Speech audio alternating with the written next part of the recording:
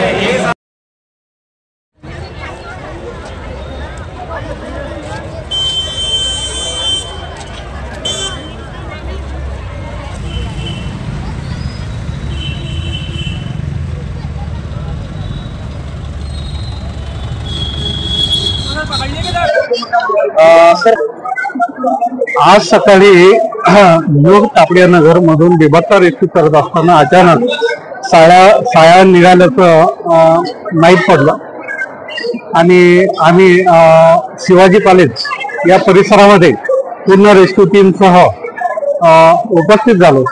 दोन ठिकाणी सायाळ हा प्राणी पकडण्याचा प्रयत्न केला, परंतु दोन्ही ठिकाणी असफल झाल्यामुळे तो शिवाजी कॉलेज परिसरामध्ये आला। त्या हॉलमध्ये त्याला पळायला जागा नसल्यामुळे तो ताबडतोब आमच्या केंद्रामध्ये अटकला। आमच्या या रेस्क्यू टीमचं खूप खूप अभिनंदन करतो आणि आवाहनही करतो की असा काही प्राणी हा हिंस्र पासून नाहीये, याला घाबरण्याचं कारण नाही। याला त्रास झाला तरच तो काटे आपले असे संरक्षणासाठी उभे करतो, परंतु कोणाला फेकत मारत नाही किंवा तो मांसाहारी प्राणी नाही, त्याच्यामुळे जनतेने घाबरण्याचं काही कारण नाही। थँक्यू। हा सायाळ हा 4 महिन्यापासून आम्हाला चष्मा घेत आहे। अनेक लोकांचे आम्हाला फोन लावून आम्ही तिथे जायचो आणि पळून जायचा।